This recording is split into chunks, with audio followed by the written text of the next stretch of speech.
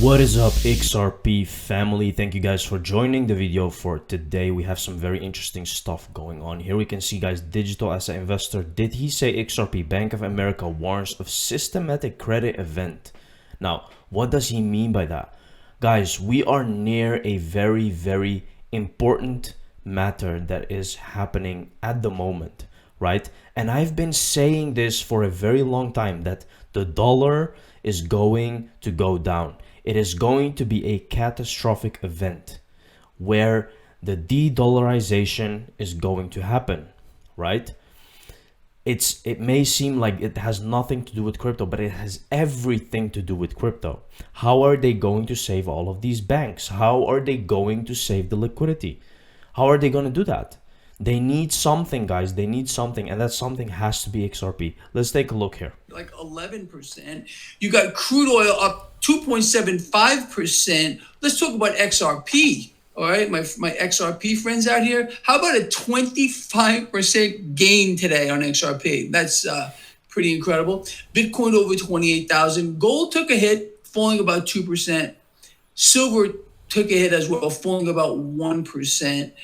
What's interesting about that is relative to the dollar was kind of flat. Okay, roughly, almost just slightly negative with regard to the relative strength of the dollar. Now, the 10-year yield, 3.6, MMRI higher. Okay, so it's an interesting paradox we have here.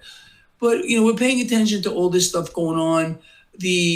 Look, I can't tell you for how long this guy and all of us here have covered the instability here in the debt market, which could it will lead up to this, a locking up of the entire system. You remember the word they started to use, I think it was yesterday, credit flowing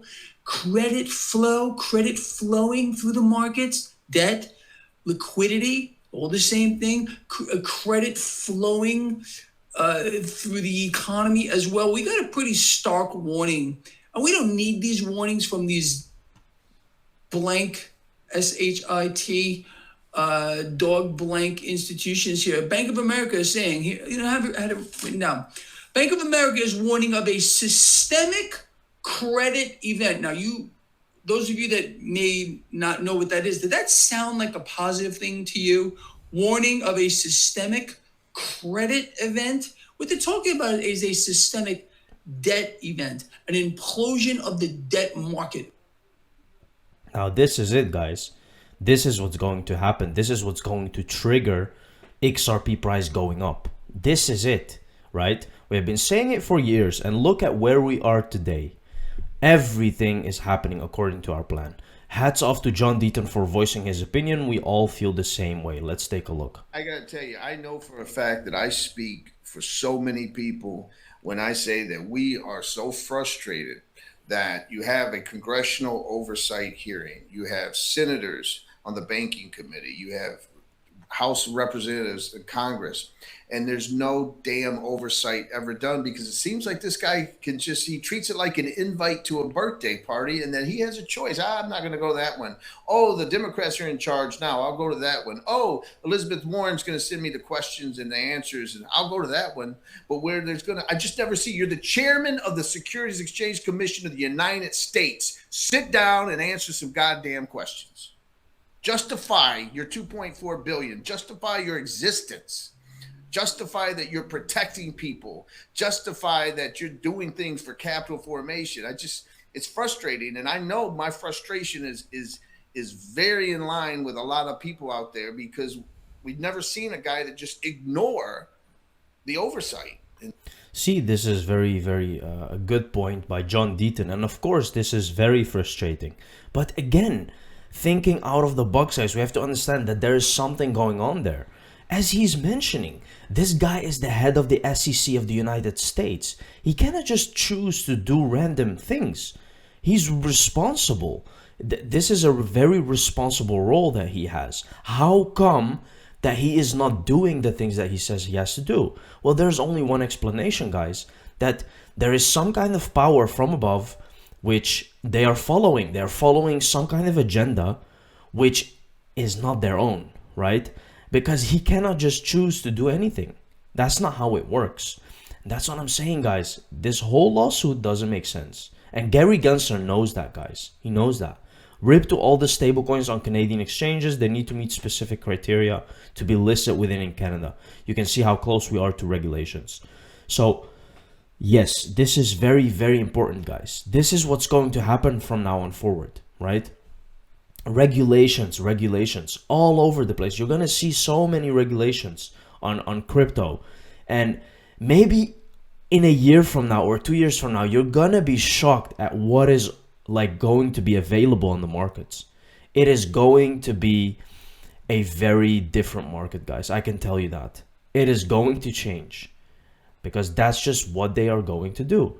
Ripple optimistic about reaching positive resolution to SEC case, president says, right? Let's take a look at this. With the SEC lawsuit, both Ripple and the SEC have filed our motions for summary judgment. So the decision now rests with the judge to make her decision. We're optimistic about having a positive resolution there sometime this year. Can you give us any further timeline? Because it seems the action in the XRP token seems to assume something's around the corner. Unfortunately, we don't know. It's really just with the judge. It's up to her. And still hopeful that it will be on the side of Ripple at this point? Very hopeful, yes. What are the implications if it doesn't? The implications if the decision Goes the way of the SEC. We think that that's very unlikely, considering, by our view, both the facts and the law are on our side. In terms of broader picture, what's happening in the U.S. on the regulatory front, we're seeing action through enforcement versus setting clear rules and regulation, which is what all of us in the industry really desire. So on that, very good point, right? Enforcement, they're forcing stuff. It's not like they don't have clear rules, right? It's like they're waiting for something to happen, guys, before they regulate and before they do something, right? Isn't that very obvious by now? It's very, very obvious, guys. If you don't see that, then you're blind. Like we can see here, Bitcoin and ETH. Look how much is being controlled. 3 mining pools, 57% of ETH. 4 mining groups control 58%. Now, that is not healthy, guys. I can tell you that.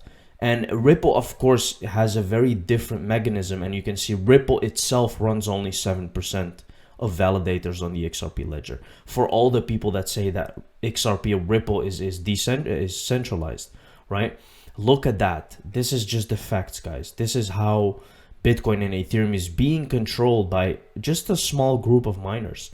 Broke its downtrend yesterday. If we see history repeat, price could be 140 by end of March, 460 by end of April, and 27 by end of May. These are, I would say, these are very, very possible targets, guys. Even the $27 is very possible, right? Within the near future, because we had that price movement recently and it looks like it's a breakout. It looks like the continuation is going to go up for now. So it's not going to stop. And when XRP starts moving, it moves very, very quickly, guys. Here you can see that in 3 months, it exceeded the price very, very much, right? Just in 3 months. Look how long it was consolidating. And in just 3 months, it was, above 1,000%.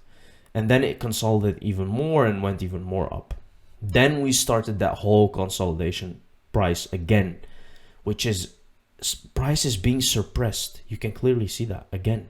For 2 years, crypto has had the same enemy, government overreach. We must fight overreach whenever it raises its ugly head. That ugly head appeared in the Ripple case when the allegations weren't limited to how and when Ripple sold XRP, but claimed the token itself was a security, right? So literally, like John Deaton is so healthy for this space, guys. He's the one who's really using his voice to go against this overreach and government and stuff. But the thing is, I think there's just deeper things involved here, guys. Coinbase and Brian Armstrong pretending to care about the crypto community while they delisted XRP and did nothing for Ripple, right? Now, again, another point where you can see that there are bigger things involved. Why is Coinbase not relisting XRP? Why? There is no obvious reason as to why they are not relisting it right now, right? Because if Brian Armstrong really had a choice, do you really think he would not list XRP? You really think that he would listen to the SEC? But at this stage, I don't think so, guys. Again, these people know what's going on. And once it's time, once they get that green light, everything is going to flip. I'm sorry, but I just have to get this off my chest. Do you realize you could literally be days away from finding out the only digital asset you're allowed to have on your platform is XRP and tokens built on it, right? Again, so these people know what is going on and when they can relist, when the green light really happens. Thank you very much for watching this video, guys. See you in the next one. Cheers.